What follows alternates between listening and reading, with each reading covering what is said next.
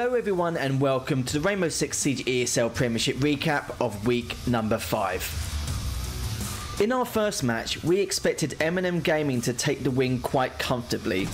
Who Knows managed to pull out all the stops to try and get their first point on the board, but this wasn't the case as M&M Gaming managed to scrape another victory over Who Knows 7-5. Wind and Rain versus Unnamed was our second match of the evening, and Wind and Rain had a comfortable lead at one stage, sitting at 6-2. Unnamed again came clawing back in similar fashion compared to their last encounter, but this time round, Wind and Rain didn't give them the opportunity for another draw and bagged another win 7-4. In our third match, we had Secret versus Fly Low. We predicted Secret taking this match in dominant fashion, which to no surprise, they did and made quick work out of Fly Low 7-1. Vexed versus Epsilon was our final match of the night, which we expected to be a close affair. Vex came out guns blazing with some well executed rounds in the first half from Pengu and Pi. The second half was no different, as Epsilon struggled to get anything going for the entirety of the match, giving Vex a well-deserved win 7-1.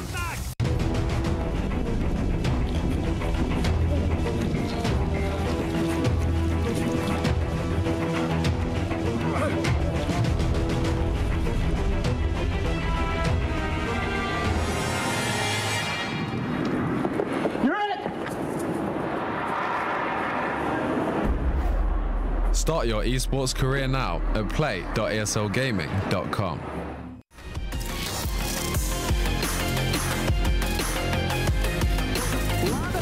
Pushed in, eliminates the format, and the distance is shot. Oh, there we go, finally stays. Once again, that man on the smoke. Pretty quick Stiz gets one, can he be finished off? Yes he can! And Team Secret will be your ESL Rainbow Six Premiership champions.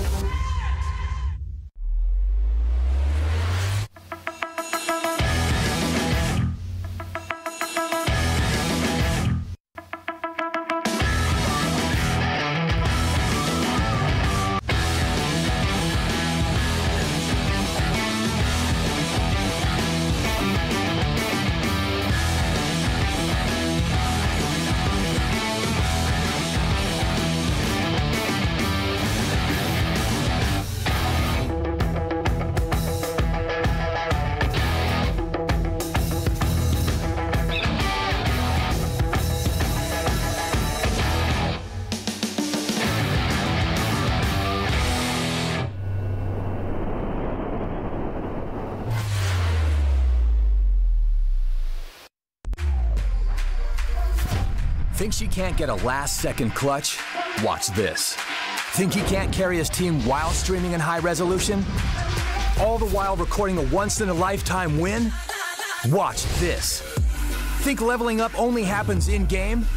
Watch this. On Intel Core i7, they'll rise to every challenge. Now it's your turn. Game, record, stream without compromise on Intel Core i7.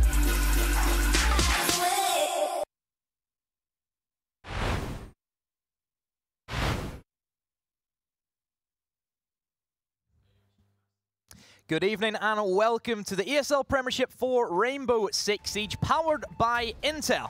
My name is Demo, and joining with me is our ex-Troika, or Ollie, as I will probably call you the rest of the night, just because I like Ollie better. I know, I've noticed you gravitated towards that a little bit more. I do that with a lot of casters. Yeah. I just call them by their first name. Ace of Pyrite, too long. Just Tim. Tim. Yeah, you can't beat Tim. Or you could just put your name as your actual show name, you know? Well, your name is actually Demo. Like Matt Andrews, you know? Would that work? Possibly. Ollie Hatton just... Possibly, no? yeah. Possibly. Maybe some room for change. Bye. Let's look at the schedule and let's dive into, of course, our Week 6. This is our final week of regular play before we do head into our play of stage, which is going to be coming in. So there's your last week's results. And Match 1, Match 2, Match 3, Match 4. We had all 4 matches being played. And there were some pretty interesting ones in there as well, you have to admit, Ollie. Definitely. I mean, match 1, you don't really have to look much further than that to see M&M dropping 5 rounds against Who Knows. I don't think that anyone really predicted that that would be the scoreline coming out of that game, and that's obviously having an influence this week in terms of the way that the table is sitting. So let's see where our final week of matches will end up. And there's only going to be 2 played here tonight, as unfortunately we have 2 disqualifications from Flylow and Unnamed. So let's see where that does lead us into with our group standings. Group A, pretty much what we expected. Team Secret on the top at 15 points and M&M with 12. Of course, that could be subject to change because those 2 teams play each other tonight. And hey, congratulations to who knows, you do get your promotion or your playoff spot secured anyway, and you will be facing the 2nd place in Group B. Talking about Group B, let's see how that squares away. So Group B, we've got Vex. They have already qualified for the LAN, and we're going to be seeing Epsilon and Wyndham Rain both with that playoff position. Unnamed, unfortunately, weren't able to field a side this evening, and they will be relegated. So of course that does mean that both Unnamed and Flylow will then be going into the promotion series as well, which, if you haven't heard of the promotion series, that is something that we are currently running, which is kind of that step up from the Premiership. Quite similar to the way that the Pro League is done with the Challenger League series. This is kind of the same format where we have teams play weekly standings for their points, and then at the end you'll have to go into a playoff stage and then play against some of the teams, and in this case it will be Unnamed and Flylow that can also retain their spot to make it back into next season Premiership. So for any new guys or any of you older guys who are not in the Prem at the moment, there's your shot. Yep, every Tuesday, the promotion series, that's the new route into Prem. And of course, that could lead you into a Prem Finals, which is happening very shortly. Who would have thought that way back in January the 30th? We're nearly approaching March the 30th as well. And of course, you can get your tickets, which are still available. Tons of tickets to go around. And we've already sold a good amount so far, so there is good numbers. And hey, why not join in the fun? And you can check everything out there with esl.im/R6S Finals. So where does that leave us? Leaves us with this evening. Leaves us with this evening, and that is where you can keep up to date if you're not already tuned into the show. So maybe if you have to go out later on and you want to keep up to date with everything that's happening, why don't you check out our Twitter, as of course our public links will be placed there every single time we have a replay and a match finishes.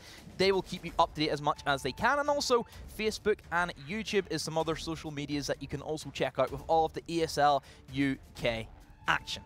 So I think that's us done for the shout-out. So how about we take a look back at our schedule to really get into the nitty-gritty stuff and what we're happening tonight. So like we've already explained, we have Flylow, we have Unnamed. They are out of the competition. So congratulations to who knows, you will have your playoff spot, and even bigger congratulations to Vex, who we will see at the Bowlers Exhibition Centre in Manchester for the live finals. But we still have 2 matches, and boy, big ones at that as well. The big one, M&M versus Secret, Ollie. It's Clash of the Titans Part 2, really, isn't it? I think we saw this fixture back in Week 3, as these teams all played each other back in Week 3 as well. Of course, now we're back in well, we're up to Week 6, should I say. So it really is Clash of the Titans Part 2, and this is for the LAN spot. So whichever team wins out of these 2, whether it be M&M or whether it be Team Secret, they will be guaranteed that LAN spot. The other team, they will go through the playoffs. And talking about the other group who are still fighting for playoff positions, it's going to be Epsilon and Wyndham Rain. They are only fighting for their playoffs position. It's no longer a race between Vex and Epsilon to get that first place. You go automatically into the LAN event. But for that match, I think it's more so, if you manage to finish second, oh, you don't have to play against Secret or M&M, and really if you're third, that's who you do not want to be playing, so that's more of a what bigger opponent you want to face going into that playoff stage. So let's just talk about more so M&M and Secret. That is our first game up tonight, and certainly like you said, Clash of the Titans. These are the 2 teams that stand miles ahead of every other team in this league, and for good reason. Yeah, they really do. I mean, M&M have recently made it into the Challenger League, obviously Team Secret, Pro League pedigree, albeit not playing with maybe the same roster. They do have Plebmer in, who is standing in, and that is their Premiership sub, the Premiership substitute. So it really is going to be a battle this evening to see which one of these teams is going to, get that LAN spot. Of course, Secret, they're going to be looking to go and win it, I'm sure. They won it last time. They won it back in Season 2. So I'm sure that they're going to be looking to go back again and reclaim that title. But, M&M aren't just going to fall down. They're not just, they're going to stand in the way and they're going to put up a good fight. And I think that is going to be a really interesting game this evening. You have to look at it. It's a completely different team than what we've seen from the last finals from the M&M lineup anyway. I'm sure this time they probably will make a much more stronger push. we're kind of expecting them to make it to LAN no matter what, because like we've talked about, Secret and M&M are just miles ahead. Secret, the only professional team we have inside of the Premiership, and M&M have recently just qualified for the Challenger League, and there's a lot of bets going down that they're going to finish top 2. Yeah, there really is. I think based on the players and the teams that are in the Challenger League, they do look fairly well placed to you know, get a good position in there. I'm sure that's what they're going to be looking to. But you know, beating teams like Team Secret, that's the kind of level that they're getting up towards, and it's these kind of teams that they're going to need to get a good handle on and figure out ways that they are going to be able to take these victories, they are going to be able to get these wins, and that's really going to determine some of the success within Challenger League as well, and the growth of the roster as a whole. Another thing you also have to keep in mind that M&M, they've already played Secret this season. Didn't work out the way they wanted to, because that was a 7-3 loss on Villa. That's a very strange map, I think, for M&M. Villa, we know Secret are good at that. They beat G2 on that. It's their only win they've got this season. But, of course, there has been different changes in that M&M lineup. I think the big thing we have to talk about, since we did kind of tease it the last week, cat's out of the bag at this stage. Funkers is no longer part of M&M. He has been poached by Team Secret. So it's going to be Saves playing in this matchup rather than Funkers like it was the last time.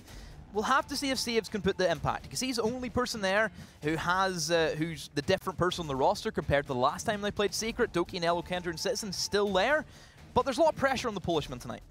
There really is, and it's always difficult trying to fit into an existing roster, especially when you're trying to fill some shoes like Fonkers. Fonkers had really, really big boots to fill. Everyone knows Fonkers is bonkers. That's why he's in Secret. That's why he's in Secret. That's why he's been poached by a Pro League team. So for Saves to jump in, he really is going to have to find that way of meshing into the team. And I hope I'm not speaking out of turn, but I think in previous weeks there's maybe been a little bit of jostling between the players on the roster as to which operators that they're going to be going for, because there is a little bit of crossover. From an outsider looking in, you can just see that it's very frag heavy.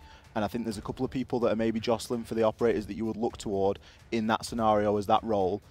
And it's all about how Saves is able to mesh in with the team and actually fill the spot that's required.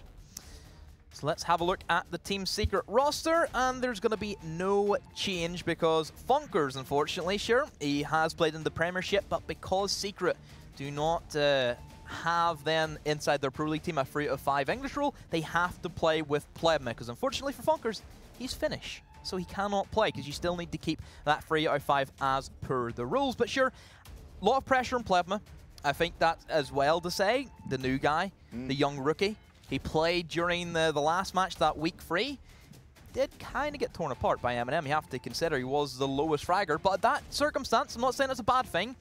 If you're playing bad, but you have Leon dropping 14 kills, why does that matter? You can get away with it. You can. You know, Leon's one of the top-rated players inside of Europe at the moment. I believe he's 4th or 3rd. It's right up there. It's within the top 5.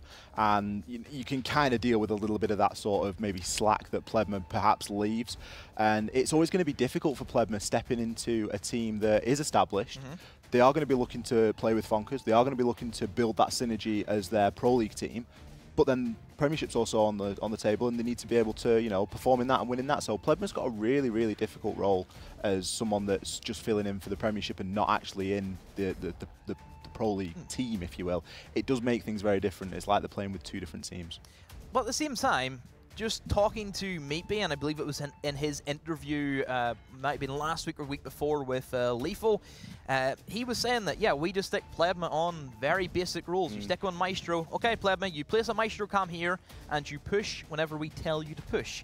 It's kind of like he's being controlled by Meatby in that circumstance, which, again, isn't a bad thing. It's giving that player that sense of competition where he needs to be. It's learning off established players like maybe, how long has that guy been around the Siege scene for? You know, going back all the way to Year 1 Season 3 finals where he got into that grand final, of course, against Continuum back in the day. There's, again, still heavy shoulders to be played on top of Plebma, but I think this week it might surprise a couple of people. Yeah, I think so. And like you say, with the way that Team Secret are using him as an operator and as a player, he's able to be directed and still very effective. I mean, we've seen him clutch some great rounds as Maestro. And, you know, let's be honest, Plebma's CV after this season of Prem is going to be pretty outstanding. And I'm sure that we're going to see him again in a different roster moving forward when we come into, you know, upcoming seasons of Premiership. Well, look at it. Secret are going to be in next season as well. Then Plebma just again. think he'll just stay. He'll but just where stick around. he's not complaining about being in Team Secret. Certainly not. But yeah, let's see the map bans for this match, because that always does determine the outcome for the most part. Looking at it, boy, Eminem, I question your thinking. Going to be seeing Oregon. Secret on Oregon? That's not a thing you want to do. I guess it's better than Villa. I think looking at it, Oregon has always been one of those more staple maps for Team Secret, even going back to their IDK days, way back in Challenger League. You have operators like Blitz, which Leon can play. Leon on Blitz, one of the scariest things I've seen in, throughout the past 6 months. Whenever Blitz did get that 2-speed buff, he was straight on that. We know how impactful different operators can be in Oregon. And sure, there's a couple of things that go against Secret. We've seen them get beaten by, I believe it was Mocket, now known as Navi. So they did get beaten during the Pro League season. There's things that M&M can look at and pinpoint weaknesses from a Pro League team that have already demolished the Oregon strategies from Secret. But still, at the same time, we've spoken to Meatbay. They do not use their Pro League strategies for Prem. They can do whatever they want. They can pull out all the rank strats that they want to. They can let Leon do whatever he wants to, which I think is the more scarier thing on a map like Oregon, where there's runouts. There's roam game potential. There's C4 from below. M&M better be ready for this. Do you think we're going to see a Blitz ban based on how powerful Blitz can be on Oregon? I mean, we saw it last week with what Pengu was able to do with Blitz on Oregon. It really was the beachhead of every single one of those attacking rounds. Do you think we could see a Blitz ban coming out from M&M? I would not be surprised if it wasn't. I still think they're going to stick to their more natural bans, which come to mind would more than likely be either a hard breach, which I think is something that they can do because they have Kendribbly flexing on either Thermite or Habana. He can play both. Ying, Glaz, big standout ones there as well. There's numerous operators you can really ban out in Oregon. Defenders, you're looking at that triple threat, that Mirror, the Echo, the Maestro. Which two do you want to ban?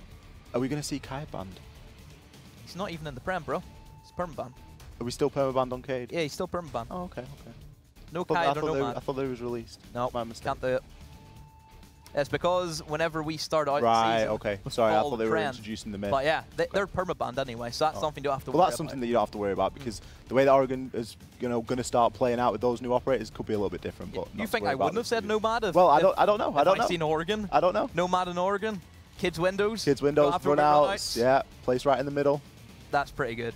But hey, that's going to be the map bans anyway. So looking at it as well, Oregon's a map which really does only have 2 out of 4 viable bomb sites in my opinion, which is that Laundry, is that top floor, that Kids. Dining and Big Tower, very weaker, especially whenever you look at statistics. Yeah, they really play out in... It can really go one of 2 ways, and it usually comes down to good standout individual performances from players on either the attacking side or the defending side. If you can get a nice early pick, that can often swing the favour, swing the balance into your favour, as it were, on those 2 locations. As they are, less favoured, they are more unpredictable, and there's not just, there's not really set ways in how you try and hold them. There's not really effective ways in how you would try to hold them, but it can always be something that you can try and really catch a team off guard with. If you start out on defence on Oregon and all of a sudden the first defensive round you're going to take them to rear stage and rear tower, that's not going to, the attacking team isn't going to be expecting that. It could be a cheap way of trying to gain a small advantage. And it is only slight and small. These players are brilliant at adaptation and it's something that they do very, very well. So it wouldn't take too long for the players to be able to figure out which push they were going to do instead. But it's always something in the back of your mind. Yeah, coming back to that point about that first pick Big Tower, which is very rare to see. We did see that this season whenever Flylo played during week 4, and they straight away picked up Big Tower for their bomb site. Yes, it was a good thinking plan, but that's a team which doesn't have set strategies. That's a team which hasn't took the effort and the time to go into those maps as in-depth as they would like to. The only thing that's holding back Big Tower is as soon as you lose T3 control, that's it. It's difficult. You can't really do much of that. Yeah, you've really got to commit to that top floor. You've really got to commit to T3. You're going to want ADSs in there. You're going to want maybe even a dock in there that they can revive themselves. Deployable shields. There's all sorts of utility that you're going to really want to invest up there. And even if you're able to hold T3, if the rest of the site is overrun, it can also be very difficult to get out of there as well, especially if there's a Capitao available and that's going to cut off some rotations. Yeah. There's so many different variables, and that's why it really is one of the more difficult sites, maybe in the game, not just looking at Oregon, looking at the game as a sample. It is one of the more difficult sites on the game for that reason. Then you look at Dining. It's another bomb site which is also very difficult. Biggest problem is as soon as you have small tower control, that's it cooked. You can't do much about that either. It's the way that both the bomb sites play out, where retaking those both bomb sites extremely difficult because operators can sit right at the back of the map and hold angles on you. I think that's a similar issue that we've seen with Consulate mid-floor, is as soon as the diffuser gets planted at that main double door on that lobby, that's it. You cannot retake it. We see it once in a blue moon. That blue moon doesn't really come out too much either, so... But that's where you're relying on good individual plays and you're relying on standout moments, someone getting a nice pick onto the Glaz that's holding the long angle or whoever it might be. And it's just not something that's reliable in Siege. When the margins are so slim and so slim as they are, you can't be relying on that kind of performance every single time to kind of win out the round. So they will flop either way. It will be, you know, one attacking win, one defensive win. Often a great way of attacking onto dining can be to go through garage area, to come through main lobby and to try and pressure from meeting or through kitchen.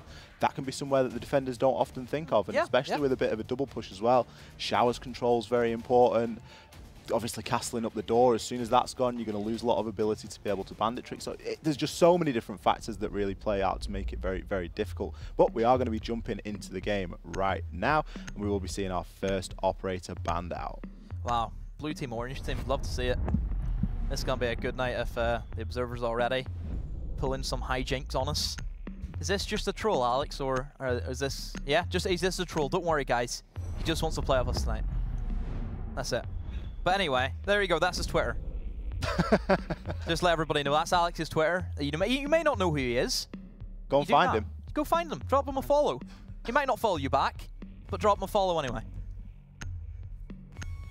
As we head into the operator bans, and well, no surprises, the Dokkaebi is going to be banned. A very common operator, not so common, Ashe. No ACOG. Doesn't have an ACOG, and you ban her still. No Ashe ACOG and still banned. Interesting, to say the least. And that is also an M&M banned as well. M&M banning Ashe? Maybe Doki just doesn't want to play Ashe anymore because the ACOG's gone. He doesn't play Ashe anymore. Well, Saves plays Ashe, yeah. Maybe that's what it is. And then talking about those, the trifecta, I like calling them the trifecta of defender operators. It's the free fix, the free heavies. You have Echo, Mira, and Maestro this time is going to be the one being allowed to let in through.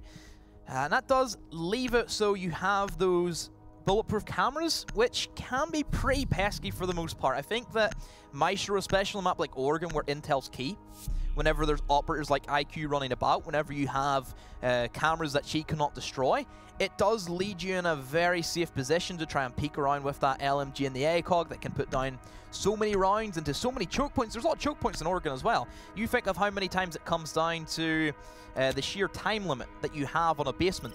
If you're just spraying an LMG whenever they run down the stairs, it's bound to hurt.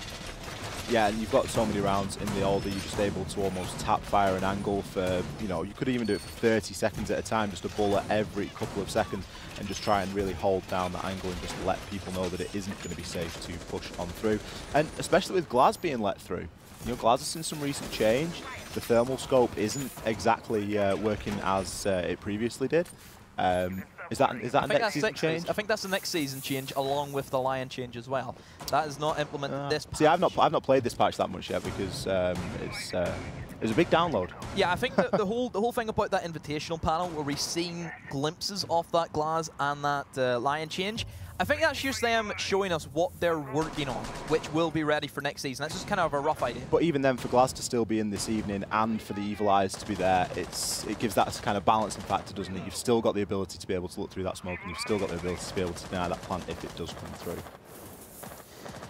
So we head into our top floor defense, looking pretty standard. I think it's a good split across the bomb sites. You have one player in armory, one player inside of bedroom saves, maybe more of an aggressive position, and then you also have Doki playing inside of attic as a dock. Dock in that position is great because you don't really have to worry about frag grenades as much, because if a frag grenade does hit you, you won't be hit. This time he is going to rotate in towards the big tower, but of course he can just rotate back and forth. What we're expecting Doc to do most of the times is play those long angles with ACOGs, and whenever you have a strong gunner like Doki with that MP5, yeah, that's going to do a lot of work for you.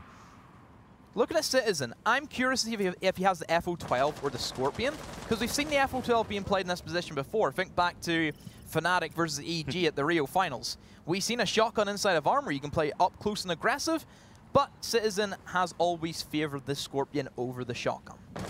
Yeah, the shotgun does limit you ever so slightly. It's very situational, and the Scorpion's just going to allow him that little bit more option. However, if he did have the shotgun, he might get a nice run-out kill there onto Alem, but we will have to see if he is going to be that aggressive. It is actually going to be Doki that's going to go for the first run-out, and he is going to get the kill.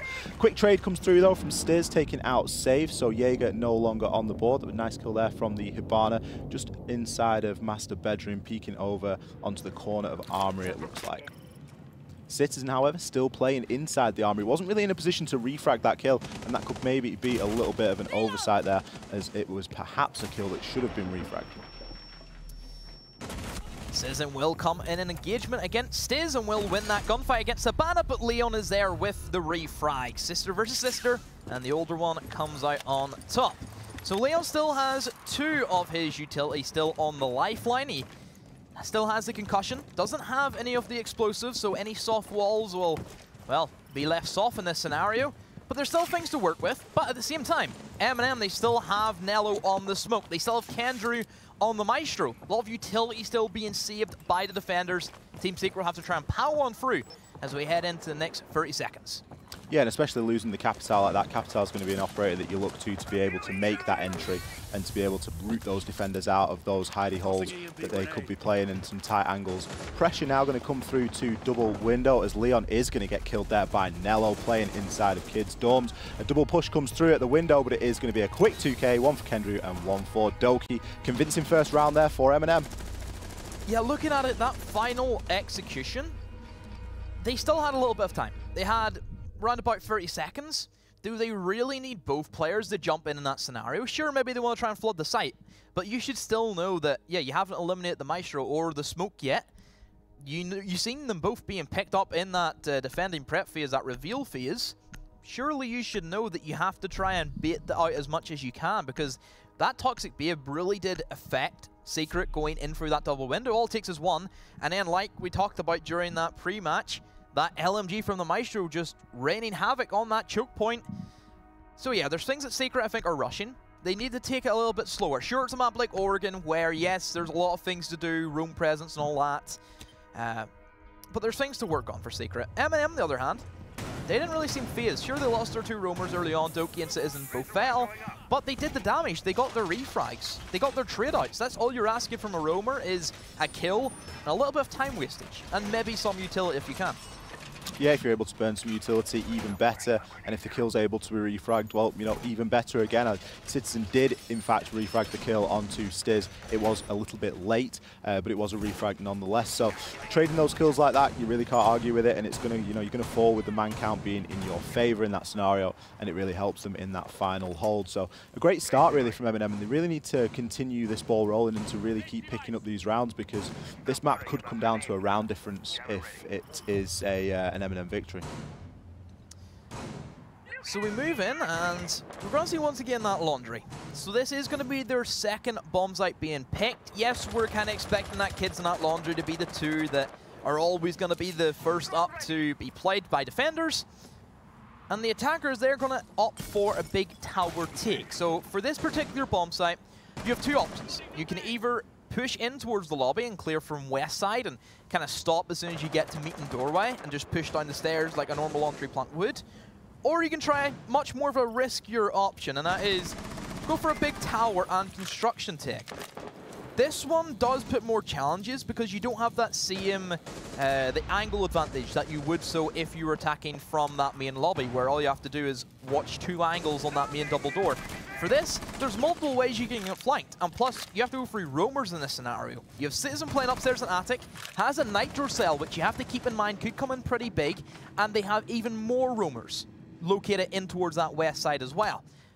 Team Secret have to really put the stop on this roam game fast, because we've seen how many times M&M just come in swinging with the roam game, and talking about swinging, Citizen throws the first punch. Lems will trade it quickly back. Meepy picking up one of his own takes us to a 4 versus 3. So a lot of time wasted moving into the latter half of the round now, and Meepy has established himself over in Tunnel. Meeting control has now been gained by Leon. He's going to be allowed to open up some hatches, but Doki is still playing just outside of Classroom. His angle is trained onto flag area of Meeting, and he's going to be in a really powerful position here. He could put a nice late flank onto the attackers. It doesn't appear as though they're aware of his presence at this moment in time. A lot of preoccupation is going on with the hatches from the members of Secret, and he could have a nice kill here onto Plebma. Plebma just placing a Claymore there just to block off one of those options of rotation through the Meeting, but it does look as though Secret are getting ready for a drop, and if Doki's allowed to play from the shotgun from one of the hatches, it could spell disaster for Team Secret. Leon still has that utility with those concussion mines, and even smokes as well will be tossed in. None of those go off, so they know for a fact nobody's going to be playing close in towards the wall, and that will give the go-ahead for them to flood the bomb site. All four will be in. Diffuser almost got planted, but Kendry will put an end to that, and also downs a player in the midst. Actually, Nello gets down, I believe, from a quick peek, but Doki's on the flank. He finds one on to Meepy into a 2 versus 1, because Nello is still downed as Plebma goes up, trying to hold the angle as the Lambs will go for the plant. Doki swings on in, the tags come in from the Maestro camera. Doki doesn't play on the tags and gets eliminated by a Lambs. Doki sleeping in that one. You had a straight tag for a soft wall, and you're a shotgun. Mute. Did you ever see 4 in that scenario as well, potentially? I think he did. He was mute, so yeah, C4 could have been I think he had a C4 as well. It's got to be the shotgun for me at that kind of that stage in the round. You know, that how many times do we sit here and say the SAS shotgun clutches out rounds religiously? It's a beast of a weapon, and it's just, I can understand him not wanting to engage quickly with the SMG because you've only got 17 bullets in the magazine, so you can quickly find yourself out of ammunition. But at those kind of ranges, the shotgun's got to be the one that's doing the damage. A little bit of a shame there from M&M, and I'm sure that's a round that they're going to be looking on and looking back on to figure out what they could have maybe done differently, because positionally, it looked like they were very well placed to retake that site.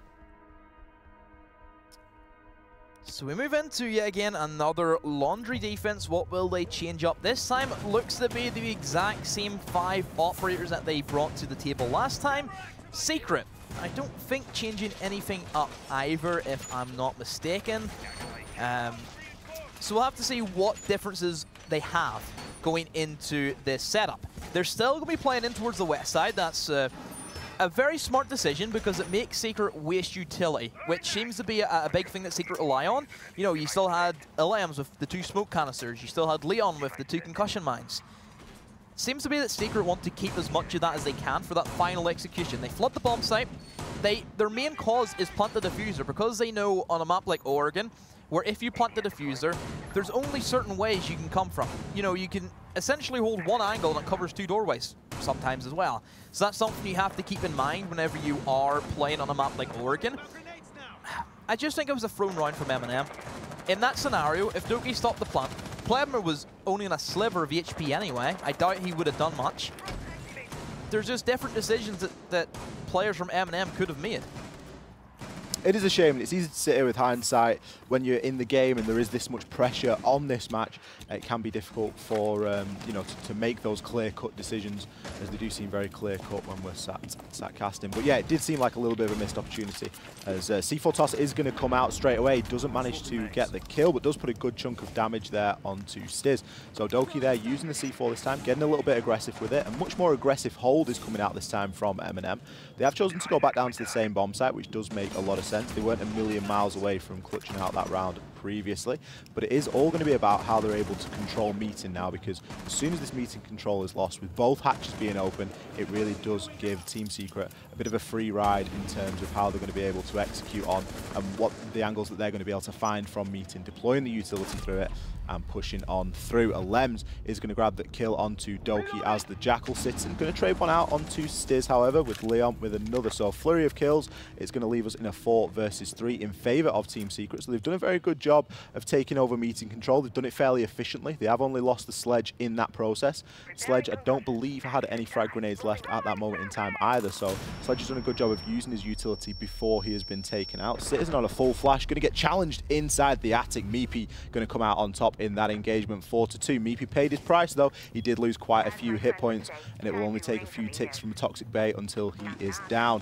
But it's going to be very tricky now. As I say that, Kendry comes up clutch with a nice kill onto a Lems, just bringing it back to 3-2 in the final minute. Now in this scenario, Your Team Secret, you have 50 seconds to go, you have man advantage, you have utility. That's something you don't want to happen, and that's lose a player very early on, especially your hard breach. There was a potential where Secret could have rotated and opened up the lobby hatch and went for a lobby take in that scenario. They're still going to try and split push it. Leon solo pushing down the main stairs. Kendra's there with the LMG. Misses his shots, however, Nello will not miss his and eliminates Meatbeak. Leon gets 1 versus 2. First Toxic Babe will be deployed by the smoke. Leon's just going to crouch walk in, but it's not ready for the hard right off that Maestro. That Maestro cam again, doing great work on the comms. And that means M&M this time do take their laundry defense. They lead 2 rounds to 1. And I think that's how M&M will have envisioned the second round going as well. I think that kind of result is something that they would have been looking for, having Nello and Kendra left on site with all the utility that those guys have got available to them at that time, which does just become so valuable in the later stages of the round. They're going to be pretty happy with that result indeed. We are now going to be able to go back up to kids and dorms. And I don't know, are M&M going to try the same thing? Are Secret going to be able to adapt to the push and to try and root out the roamers and root out the players that are playing over in the armory side, playing in tower, playing in master bedroom, and gain that control before they go for the double window push? It's not that. It's more so that they didn't really have a clear-cut idea of how they were actually going to push the bomb site. I don't think double window is a viable push, simply because it's a massive bottleneck. All it takes is 1 Toxic Babe or 1 LMG spray, like we've seen. You have options here. You have the very standard master bedroom push, which, yes, takes a lot of setup and utility. For that particular push, coming in through master bedroom, through the generator wall, you need at least 4 different angles being held. Primarily 1 at double window, 1 at that connector window beside the attic, 1 at that main door as well, and then also 1 pushing in to go for the plant. A lot of angles and setup you have to work for to really make that push a success, but we've seen that done time after time. The more common one, which we've seen a lot more of a rise in play in, is the standard window push, where you repel on kids' window, you take control of attic, big tower, you open up in towards the attic, swing-ins come in, you have smokes, you have nades, capital bolts go in. Simply because they have the capital, I am expecting that to be their primary push. Yeah, definitely. They've certainly got the utility available to do them. 4 frag grenades, sorry, the smokes as well as the asphyxiating bolts over on the side of Capital. But it does seem as though we're going to look at maybe a bit of a tower take initially, and that kind of plays into what you were saying about the kids' bedroom take, because you're going to need to hold that if you do want to be able to take over kids' control, because otherwise Doki is going to have a field day with the ACOG peeking over onto kids' windows. But I think it's going to be a master bed in this scenario, simply because they brought Thermite. You don't really bring a Thermite for a kid's bedroom. Habana can do it. All you have to do is open up the attic. And also, I think they're going to use the catapults, not necessarily on the kids' windows, but to get Citizen from this area. Great utility being used as well from Stiz in the back. Plebma, however, falls to Kendrew. That's the hard breach gone. This makes things 10 times harder for the players of Secret. Maybe will refrag onto Citizen, but they've lost their Thermite. This is going to be painfully slow of a round for M&M to really sit back and hold the angles at this stage. And Secret, well, they have to start moving. I think maybe that's what Citizen was trying to do there, just to try and rotate himself back into the safety of Master or into kids and just save his life a little bit longer, because he was getting heavily pressured there inside of Armory. Alems is going to come out with a brilliant kill onto Doki. So it is going to level out the man count for the time being, but a lot of time has been spent at this point, and we are moving into the final minute and 20 seconds with not that much progress actually been made, and there's not that much, you know, of the map that is actually controlled at this point by Team Secret. It's allowed M&M to find angles such as this one over onto highway window. Nello is going to be holding that from the top of White Stairs. Kendrew still flitting between master bedroom and kids' dorms, as he doesn't really need to overexpose himself. His value is going to come later on with that LMG. Kendrew also has one hidden inside of that master bed cupboard. Not going to do much because nobody's really going to go in there, because Thermite's already been eliminated, so that camera is kind of null and void. Sure, you can use it as a sound signal. Nello will be ready with the Toxic Babes. Still has 2 in his hand, 35 seconds on the clock. Can delay at least another 20 seconds, or potential 10 from different angles as well. Stiz just finds saves just in the open of that double window, and Nade also gets cooked. No ADS to eat it up, and well, Kendra is very lucky to get away with that, but will find Stiz nonetheless, and Leon pushes in for the final kill as Team Secret take yet again another round as we go 2-2. Another thing which we did not mention is that, yes, this is the top of the table clash. Team Secret are currently sitting on 15 points, M&M by 12. The only reason why there is a difference, last time they played, Team Secret won 7 rounds to 3. M&M have a chance here, yes, to beat Secret again, but they have to beat them by a certain score limit in order to qualify for the LAN. And that is them either winning by a score of 7 rounds to 3 or lower. If Team Secret manage to find 4 rounds, so all they need is 2 more, M&M cannot catch them. That's all Secret need, is another 2 rounds to go to LAN. That's it. That's a lot they ask for. It really is, and it makes playing on this M&M side even, you know, there's that much more pressure on this match because it's not about the end result. It's not going to come down to the last round. It really counts from the word go. And to lose 2 already, it doesn't really bode all too well because we do tend to see Oregon swing in the favour of defenders, especially when we start looking onto a laundry objective. It can be quite well held by the defenders. I mean, top floor can be as well. It really can go one of 2 ways, but I think great adaptation that round from Team Secret. They did lose the hard breach relatively early on inside of the round, but it didn't matter because they were able to find the angles and they were able to get the kills regardless.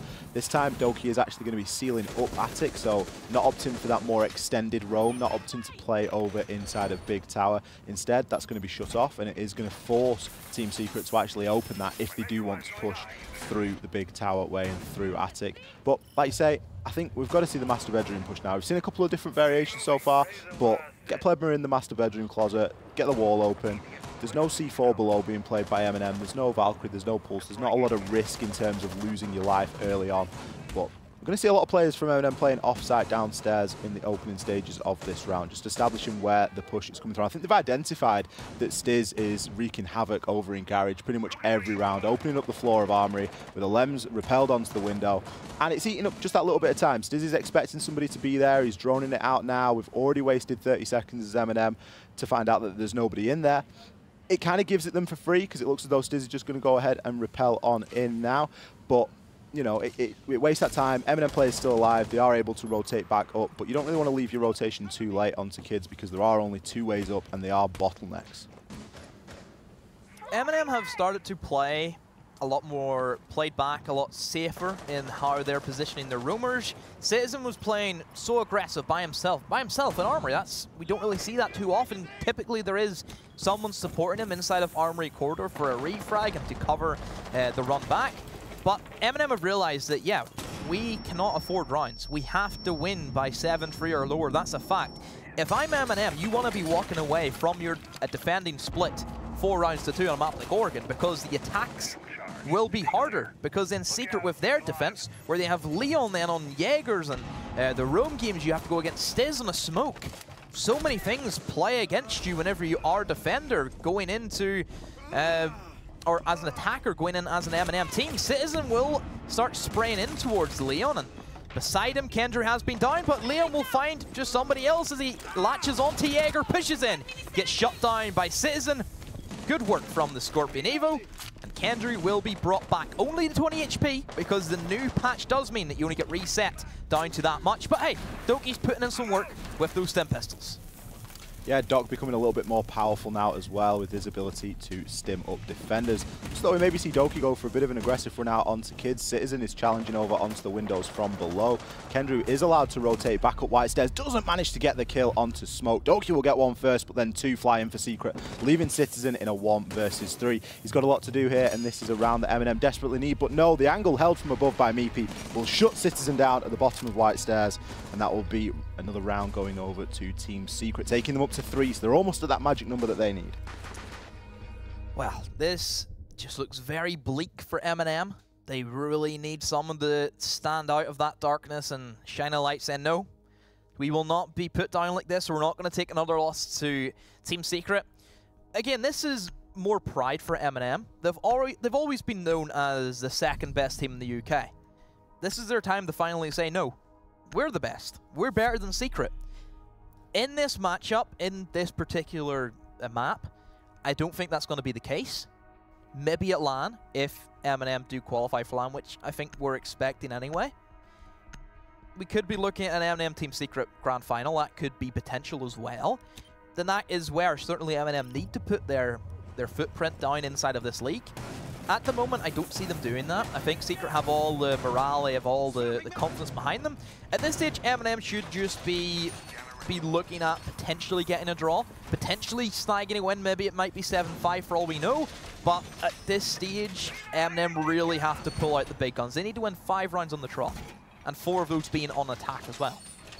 Yeah, 5 rounds on the bounce is what it is going to take. But like you say, if they do go into playoffs, it isn't the end of the world. They are a strong team, and we would expect them to come out of playoffs the other side.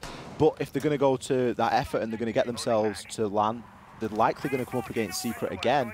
And they are going to need to beat this team at some point if they do want to win the Premiership. So it really is a bit of a war of attrition at this point, and they've got to prove themselves tonight and prove that they are able to take a game off Secret. I don't think that the map favours them all too much, and the map is very, you know, sort of Team Secret sided in the way that it is playing out so far this evening.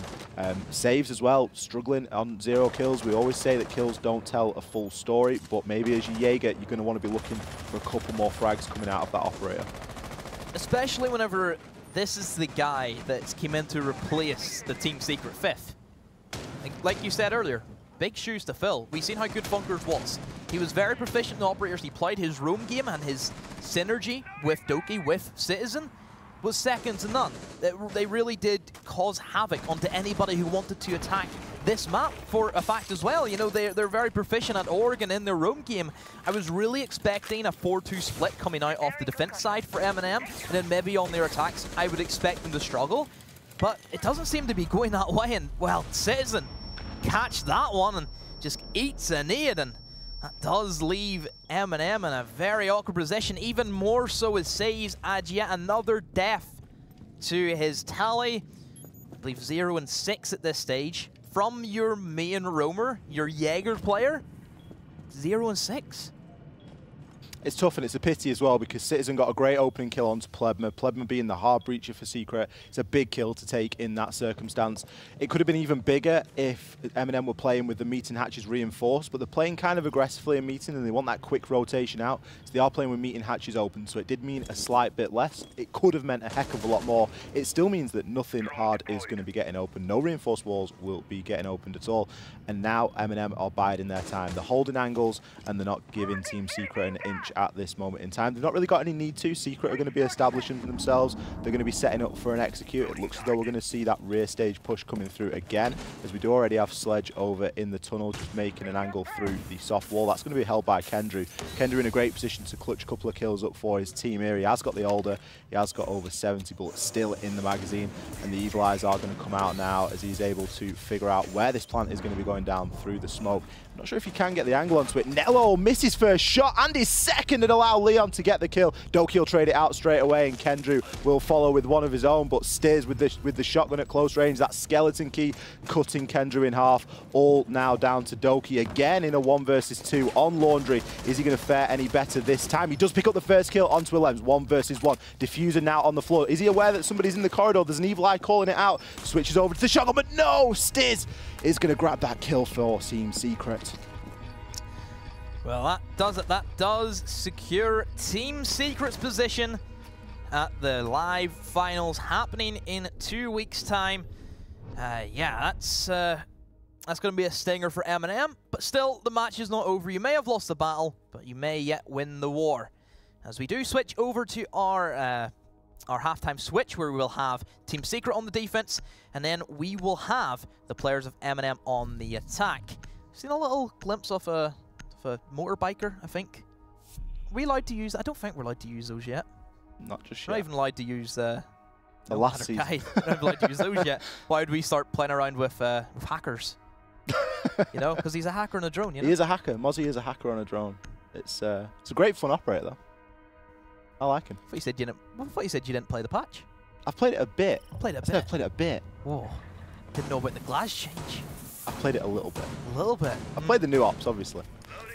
Do you think that we're going to see a different M&M now that they know the way that this match is played out? Do you think we're just going to see like real strange stuff coming out from them? I don't even think M&M were even...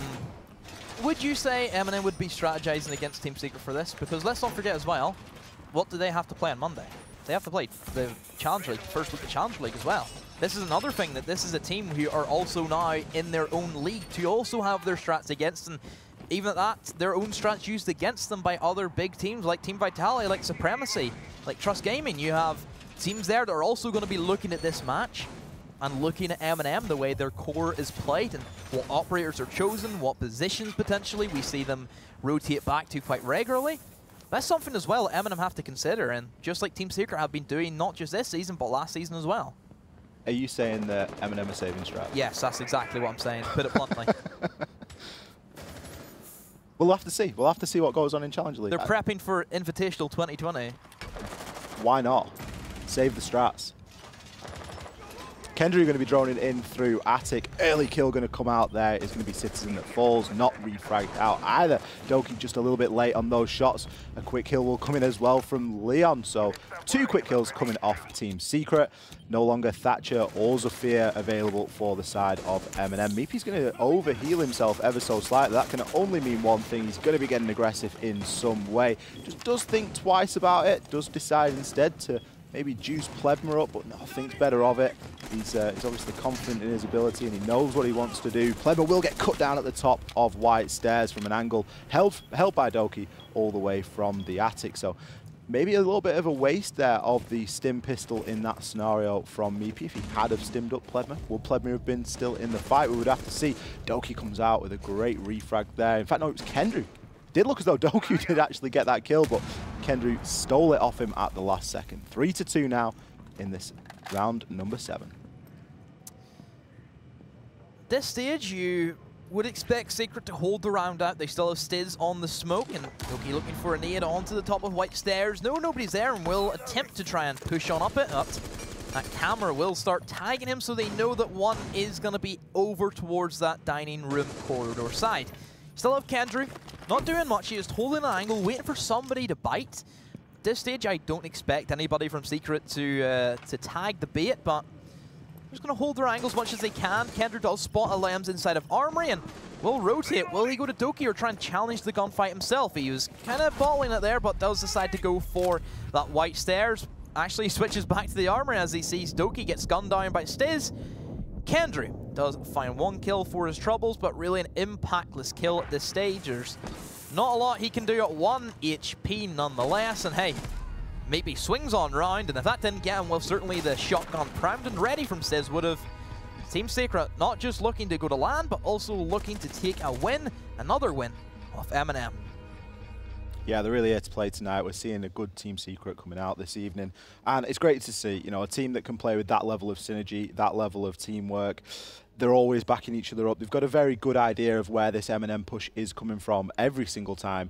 I mean, even on when Team Secret were on attack, they still had a pretty good handle of the way that they wanted to attack onto M&M's defense. And now the tables have turned. They've still got a pretty good idea of what is going to be happening. And it does seem as though M&M are kind of just a little bit lost at the minute, maybe not playing together as much as they could. I would have liked to see those last 2 attackers maybe link up a little bit and try and make something happen together instead of the split push, one on either staircase. I don't know, maybe M&M are missing an Ashe, potentially. Who knows? That's an operator that was banned out, which is a bit of a weird one still, I think. Not having an Ashe, really weird. It's not only that we've not had I mean, M&M are known for the operators that they're playing right now. We don't really see anybody from M&M ever pick a Glaz. We rarely see a Ying. We rarely see, I mean, we sometimes see a Capitao. Sometimes Nello will jump onto the Capitao. I mean, I've seen Save jump onto the Capitao as well. But we're not seeing that, like, the variety of operators that are available on attack still, you know, with the bans sitting the way they do. You know, bring a Blitz. Try something just a little bit different at this stage, because whatever's happening isn't quite working. And you've not really got anything to lose at this point, because as we've already discussed, Team Secret have already established their position at land due to the round count. So they will have a bit of a roam game. They will have Stiz in towards that top of Big Tower, and I think Plebma is roaming in towards Meeting. Plebma I haven't really seen him do much. How many kills does he have? I'm curious to see. Only 1 kill. Seems to be similar. Saves. I think we have a saying here. Mr. James Bond, we've been expecting you. Am I the villain because I have glasses in that scenario? No? Maybe we could get Citizen on to sing a pretty catchy James Bond theme song. He's really good at singing a James Bond theme song. You should ask him. He's good at it. Maybe instead of the dog that we got last season, we should get the white cat. should find a white cat. A white cat for me? Yeah. Not a big fan of cats. No. No, I'm a dog guy. I'm not a big fan of cats. That's why I like Alex's dog. Frankie. You got a new one? Another? Yeah. He's got two dogs. Wow. You don't know that, no? We need to get the new dog on as well. No, he won't bring it. You know? Unbelievable, if I'm being honest. I'm sure everybody would love to see another dog here at the ESL Prem. We can have 2 dogs. I like how your announcement photo is you with the dog. Yes, that's his dog. That's Alex's I know, dog. I know. How about we get back to doing some Siege? I think that's why we're all here, is to see Team Secret take on M&M. And at the moment, Team Secret have all the power. LM's bringing the pulse, a bit of a weird one for a Laundry. Typically, we see that more master beds simply because there is that C4 indestructibility from below. Doki and Nella will start trying to engage against Plebma. Plebma will down 1, but the refrags there doesn't have enough time. Actually, pulls out the one-tap pistol onto the skull of Nello just in the nick of time. He'll be happy with that. And look, Stiz, he was in Big Tower start of the round, and he's managed to rotate all the way over towards the other side of the map. And Saves and Doki are going to have to try and pinch him out, but there's so much time being wasted down to the 50-second mark nearly. Saves will also lose another gunfight, and Kendrew's there for the refrag this time. Citizen and Kendrew down to both of them. See what they can do. Still 3 players left, maybe Leon and LMs with 40 seconds to go. Those Toxic Babes are going to be detrimental for this push. And even those shotguns from both of the SAS operators will come into big effect as well. Kendrew opens 1 hatch for himself. Citizen will find 1 pick, which does give them something to work off, but you still have to remember, Kendrew, only 1 inhale of those Toxic Babes will be enough to put him in an early grave. Citizen still has a bit of utility. See how he wants to use that, but with time ticking down just more and more, with those shotguns waiting for him for maybe even a potential C4 from LMs. Citizen will drop the hatch. I don't think he's going to be ready. Yes, he will be for LMs, as maybe will be stuck inside of a 1 versus 2, and M&M have pulled off the 2 versus 3. Amazing work from the players of M&M, and they have salvaged something from this matchup. But still, Team Secret have all the power. They have the advantage as we head into round number 9. Citizen had a great round there, really. He did a really good job of using his utility, getting himself in a position to get the kills and getting the job done when he got himself down onto site. It did take a rather long time to clear out the roamers from top floor, and it could have been detrimental.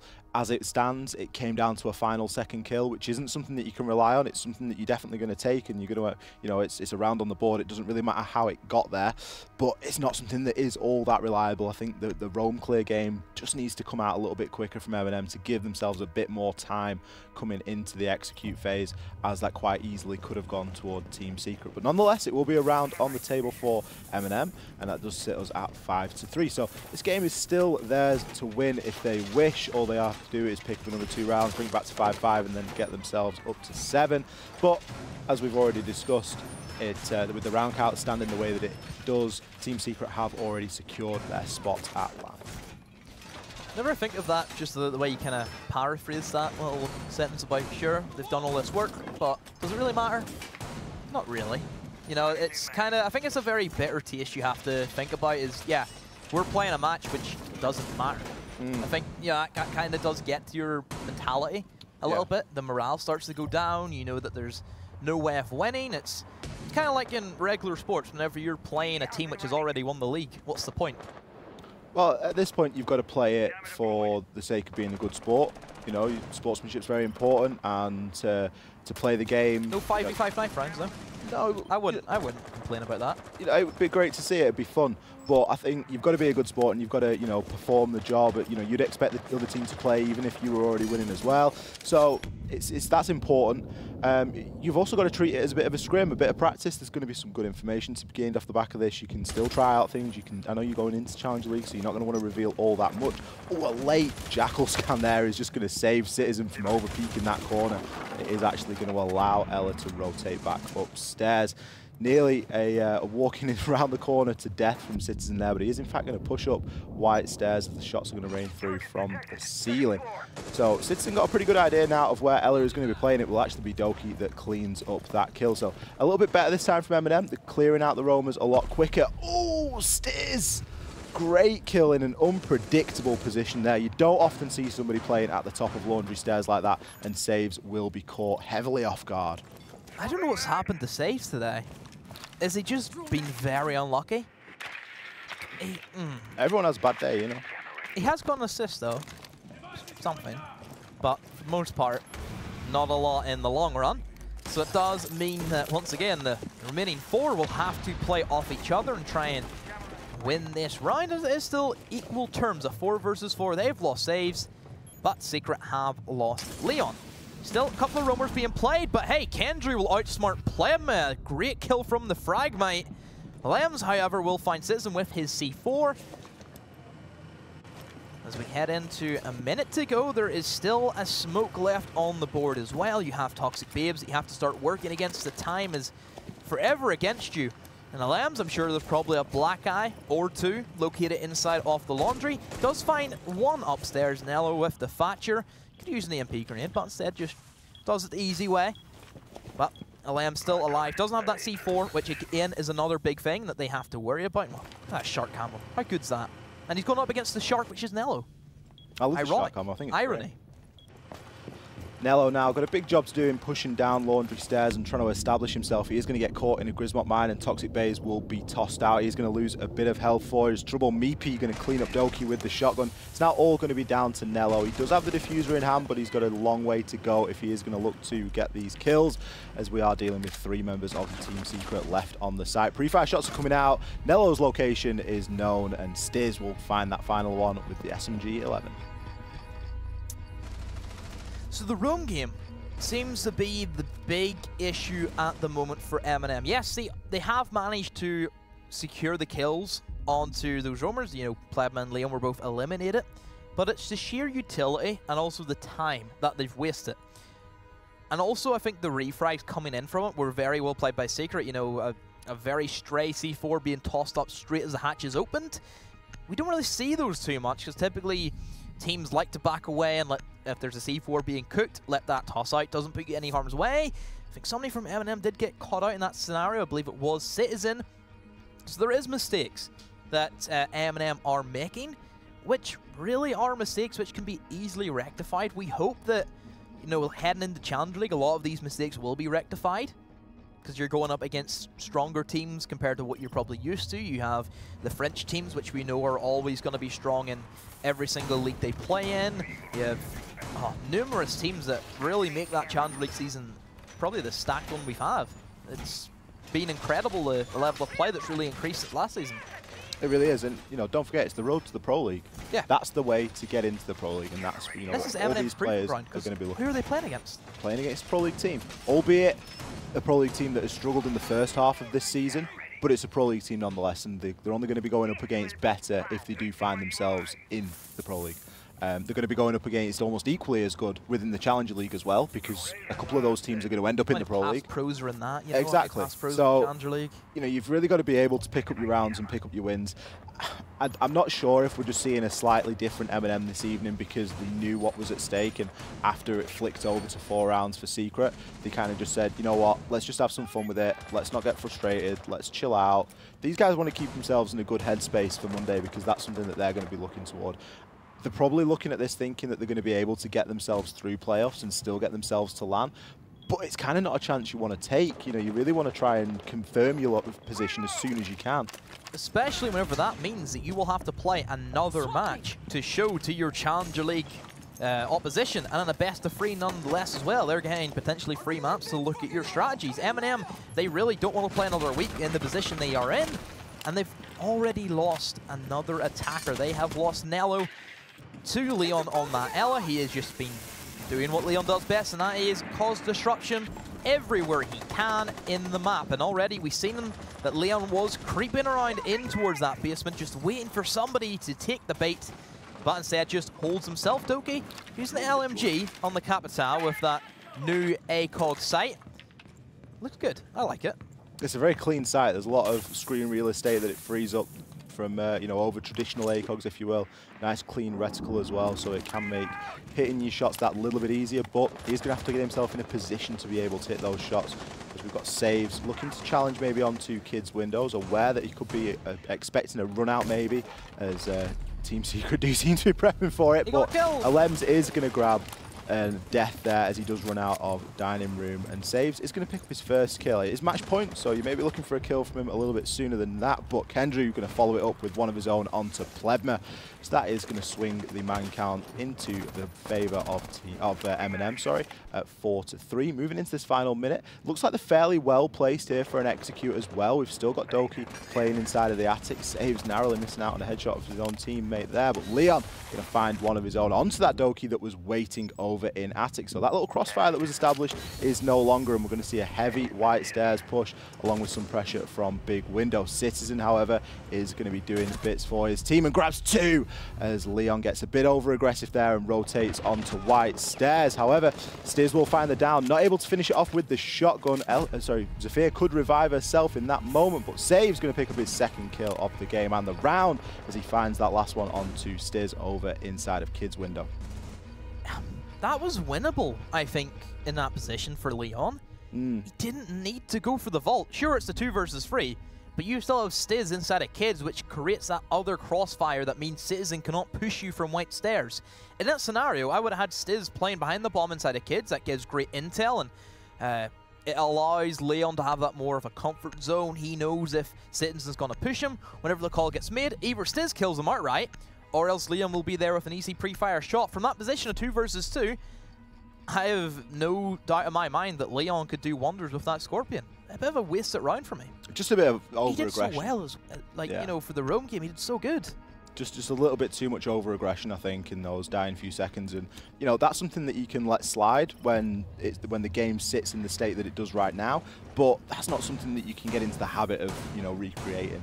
And you're going to want to try and avoid that at all costs, really, because it can come back to haunt you. But, you know, they've got a couple of rounds to play with the Team Secret, still sitting on match point, 6-4 now in favour of Team Secret. So they're still very well placed to take this game. And we are going to see a Kids defense coming out yet again. This time Doki, however, is going to switch things up and go on to the Blackbeard. So making a bit of use of the operators that are available. Something that we don't always see M&M do is change from that kind of core lineup that they like to bring. Usually fairly well set in their roles. Doki this time, he's been flexing around on the sledge a little bit. Usually sometimes just do find him on the Ash as well, or maybe even the Zafir if Citizen isn't playing on Zafir. So to see him on Doki, it's an operator that we've seen him play many times before. Where do you think he's going to push with that? Is he going to try and create a big presence over at double window, or is he going to try and pester from a sort of attic and highway window? So looking at the rounds that have already been played, we've only seen 2 bomb sites this entire match, and it is now the 11th round. That doesn't scream help Oregon. I don't know what does, because it really needs a stronger bomb site to rotate to. Sure, Dining has its moments. Sure, Big Tower can be played if played right. That's a big ask on its own. Really, that the Laundry and Kids have just been so heavily stacked, and more so I think they are just the back and forth round wins that have been going between Secret and M&M have also led to the way the objective rotation parameter has also went to. You know, I believe that Kids has been played. This is the 6th time, and Laundry with 5, making it 11 in total for the 11th round. M&M will get things not on a good start as Saves once again being eliminated first. Not a very good day for the Polishman in the office. Maybe playing inside of attic, has the shotgun, can also try and challenge himself. Will go up against a Blackbeard, however, as Nella will find Leon, who was roaming about in towards that downstairs. Good flank being held from the white van, a very common area. I'm surprised Leon even went for Doki on the Blackbeard. Signature operator for him. Does manage to find Meatby inside of attic, but Plebman's there with a refrag straight away onto the Blackbeard. Alem's just biding his time at the top of white stairs with Plebma playing to his back. So the remaining defenders of Team Secret are all pretty well set in their positions, but M&M have placed themselves quite well this time. They've got a lot of time to be able to get this execute off. They've got over a minute as it currently stands. It is 3-3. Plebma is fairly lit at this moment in time. Only a couple of bullets will see him out of action. Kendrew available as well with the exothermic charge, and I think that will be the generator wall getting opened up right there and then. So we could actually see a plant this round from M&M, but with some smoke grenades left in the hands of Stiz, and he is actually going to detonate a pre-placed one there, but Citizen will rush through and pick that kill. Nello gets one in between, and Citizen closing things out. He's having an absolute storm of a game. Where saves could not pick up, certainly Citizen is there to find them. That does mean we go to our round number 12, and what we were expecting, but from the early start and the early lead from Team Secret, not what we were expecting. This is M&M really stamping down and saying, look, you can't make these kind of mistakes against us. We're going to really take advantage of them. Leon's got to be looking at a couple of rounds ago where he got a little bit over-aggressive as Ella and thinking, we probably could have closed it out there and then. M&M are showing that they've still got a good mental state, they've got a good attitude, and they're still fighting for this win, despite the fact that it doesn't really, you know, it's not going to mean anything. It's not going to mean that they do get that land spot. I really believe that they're still fighting for this win or draw. They have the win behind their sails at this stage. They have taken, I believe, 3 out of the 4 last rounds as well, so there is a lot of pressure now being piled up against Team Secret, and if they kind of throw away this certain win for them, I'd be quite surprised. I don't think they'd be happy with that with all. We know Team Secret, they want perfection in everything they play. They hate losing. I think they would probably hate draws even more sometimes as well. And certainly Secret had their share of draws, as currently inside the Pro League, and I believe Team Secret are the only team currently inside of the Prem which are undefeated. And they certainly do not want that reputation tarnished in any way, shape or form. No, and if M&M can grab that off them this evening, I think they'll be fairly happy with that. Seeing a bit of a switch around as well on the operator side for M&M. Doki now is going to be bringing out the Blitz, something that we have called for in previous rounds, just to change things up and be a little bit different, be a little bit more unpredictable. Saves as well going on to the Hibana, so we're going to see a double hard breach come out from M&M, and that could spell a little bit more destruction. It could spell that things are going to get opened a little bit easier on the side of M&M. I don't think it's something that they necessarily struggled with in terms of opening up hatches. The way that Team Secret have been defending downstairs in Laundry, they have been playing with the back electrical hatch open anyway, which is fairly typical. But Doki wasting no time getting himself all the way into flag area of meeting. But Leon is lying in wait in attic. But it looks as though a pretty heavy side push is going to come out from the M&M guys. Doki aggressive with the Blitz, has 2 smoke canisters to potentially lead his way into the bomb site under the cover of the fog. Saves on the Hibana will try and open up the wall, and I think they're just trying to bring both hard breachers in this scenario just to give them a bit more adaptability. I love Hibana because, like I said, Saves can open up a wall in towards that garage to look straight onto that meeting doorway, so it has them a potential flank option as well. Doki will start with those smoke grenades, and Kendry going for the more unusual plant position in towards those crates, and instead we'll just back away, but Kendry will try his hand at the main stairs, but will also get smoked out, and he is on such low HP. Leon will find Citizen. Doki in towards the bomb site, but on such low HP, doesn't even check his corners, and maybe will get a free kill for himself as it goes into a 3 versus 4. We talked about Leon rushing it. The entirety of M&M are really rushing things this round. And it is a shame, because if you do rush onto Laundry, you kind of only get one shot at it, because as you can see now, the utility that's left available on the side of M&M is largely utility that's already been spent at this moment in time. So they've not really got anything that they're going to be able to push off and try and get into the site. Kendrick does still have the diffuser in his hand. He didn't leave it downstairs in the Laundry. He didn't die with it, so that is a saving grace, but it is still going to be a very tall order, as they are going to have to try and shoot their way through, which Nello is trying to do now, putting some shots into the little small office off Laundry there. Kendrew is going to find a kill onto Plebma, equaling out the man count at 3-3. 45 seconds left, so still a bit of time to work with, but shots are going to rain through there onto Nello, and it will be Meepy that finds that one. 3-2 now. Kendrew wasn't able to refrag that from the hatch, as Meepy has got aggressive. He will actually find Meepy though, as Meepy does maybe get a little bit too over-aggressive. Save still playing the back hatch over inside of Meeting, getting himself set up for a drop. Kendrew on very low hit points at this moment in time. It is going to come down to a bloodbath in the final few seconds, as Kendrew does look maybe to drop into Laundry stairs and push that way, while Saves probably going to drop the Meeting hatch as well and try and pinch these last two defenders. Saves does quite manage to get the kill onto Stiz. Kendrew gets some shots as well, and that's going to be a Lems falling, so M&M did manage to clutch out that round. oh my, what? I'd say upset in that scenario. Sure, we could have went in and predicted that scoreline before the match was played. I think that's fairly certain. You know, both teams very even. But from Secret leading 5 rounds to 2 to then throw away, questions need to be asked by Secret.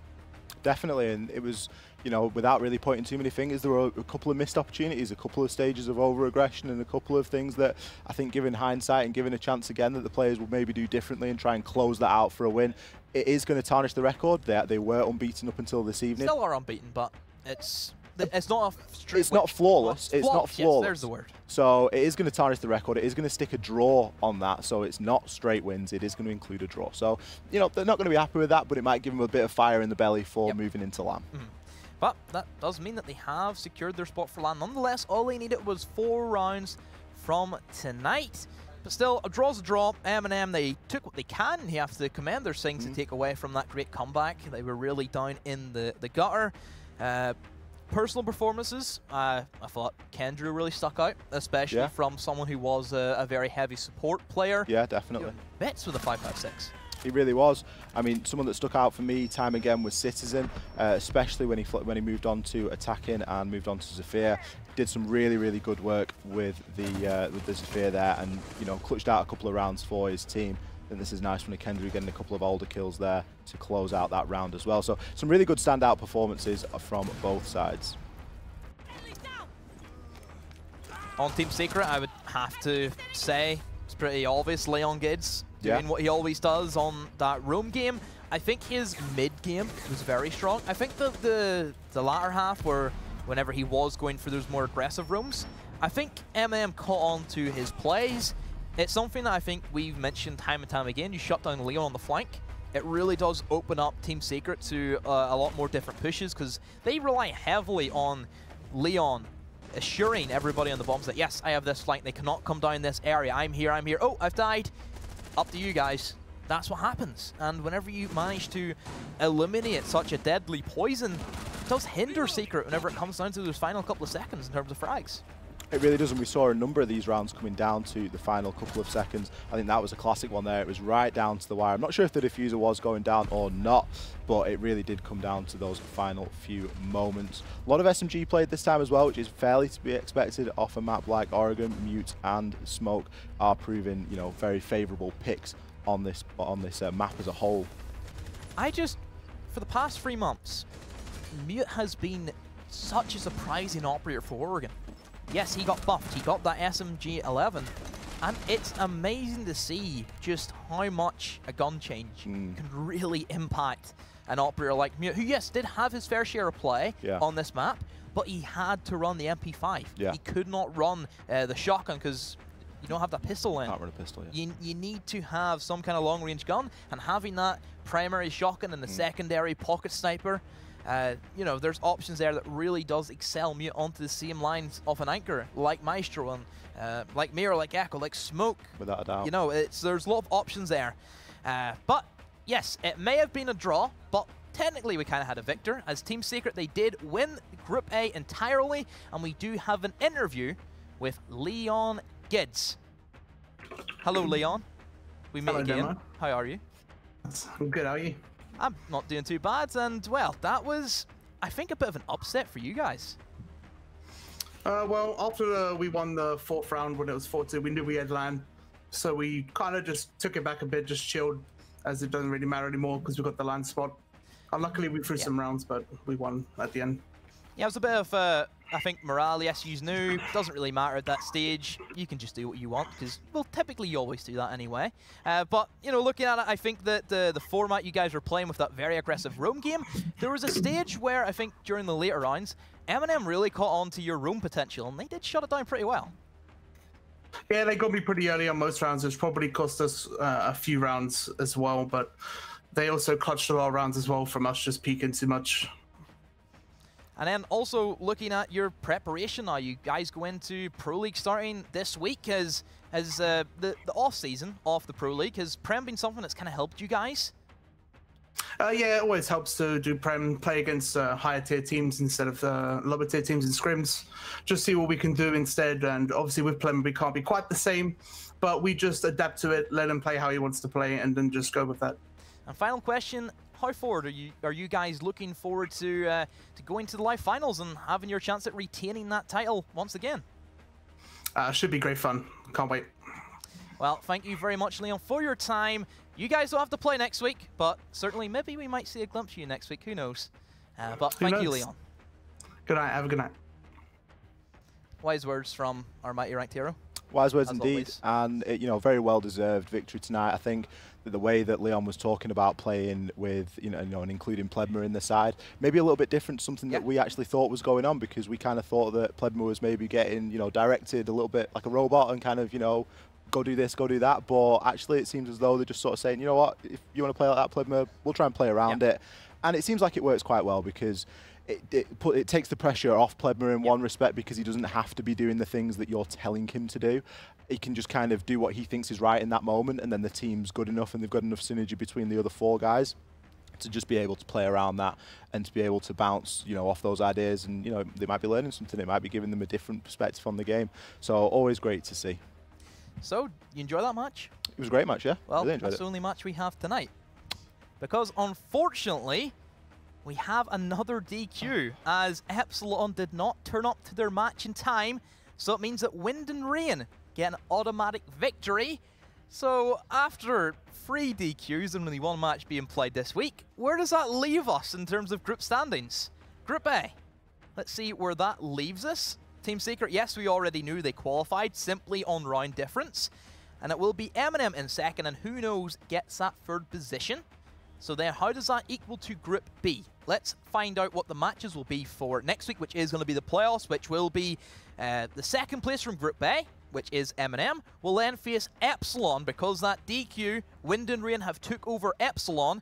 So we will see Epsilon Esports versus M&M next week in their fight for the land spot. And then equally, we will also have Who Knows versus Wind and Rain for the other spot to the side. And Vex already being qualified, that we knew of, because of Unnamed did not field a roster for tonight. So a very unfortunate turns of events. Really unfortunate. I guess one of the saving graces, at least we got to see a draw. We got to see the most rounds that were available to us this evening for the one game we that needed it. See. If that was a 7-0. But I think that's got to be a bit of an unfortunate circumstance from the guys from Epsilon, because they'll have really been looking to get a victory tonight and really looking to avoid playing M&M in the playoffs. So that is going to be, unfortunate to say, us for tonight. The quickest Prem show I think we've ever had. But, of course, the Prem wouldn't even be happening without, of course, our main sponsors. And, of course, that is Intel and PaySafeCard and also AOC. So that will leave us with really not much to say except more shoutouts, really. That's all we can do to fill the time. And, of course, we've talked about all the hype for the live finals. And still, tickets are available. You can join us in Manchester at the Bowler Centre. Not too far away from you, I believe. No, not too far at all. Still a plane trip for me, because everywhere I go has to be a plane trip. Please, Northern Ireland. No? No Northern Ireland leagues, nothing? No. Unbelievable. Riot.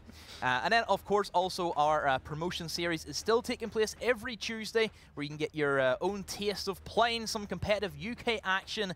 And that will be, I believe, a 6-week-long series. Week 1 has already been finished, but there's still plenty of time to try and regain those points and try and qualify your way into that relegation battle. So that's me. That's going to be it from me and also from Ollie. So until then, guys, that's going to be, actually, it's not going to be us done, because we have a giveaway for you guys. That's always fun. You like giveaways. You like free stuff. Everyone loves a giveaway. Oh, yes, because these are typically the codes that are applied in between the breaks. So that's why we're mentioning them this week. This isn't usually something we do, but because it's been a very short show, we're going to show the code. So make sure you get onto Uplay, type in those codes, and claim your credits. So just fill in where the star is. It may be a missing letter, and just figure it out. And hey, maybe you might win some credits from it. Yeah, 1,200 credits, absolutely nothing to be sniffed at all. Just figure out which of the missing numbers or letters it may be, and good luck to everybody that gives that a go. Got to be quick, though. You got to be quick. Got to be quick. Just like this show, which that's going to be us done for tonight, guys. Hope everybody did enjoy yourself. Until next time, guys.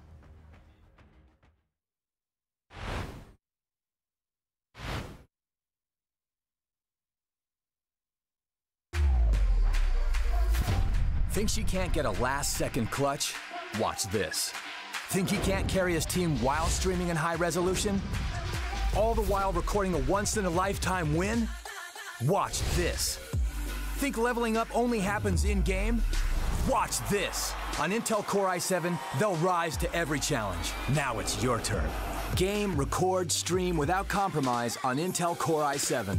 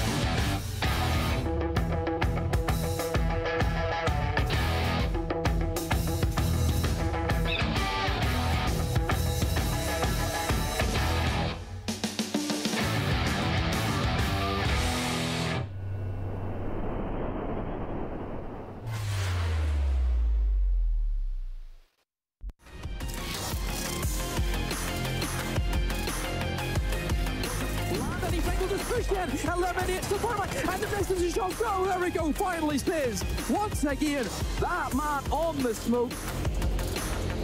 Pretty quick Stiz gets one. Can be finished off? Yes, he can. And Team Secret will be your ESL Rainbow Six Premiership champions. You ready? Huh? Hey, easy boy, huh? You ready? Huh?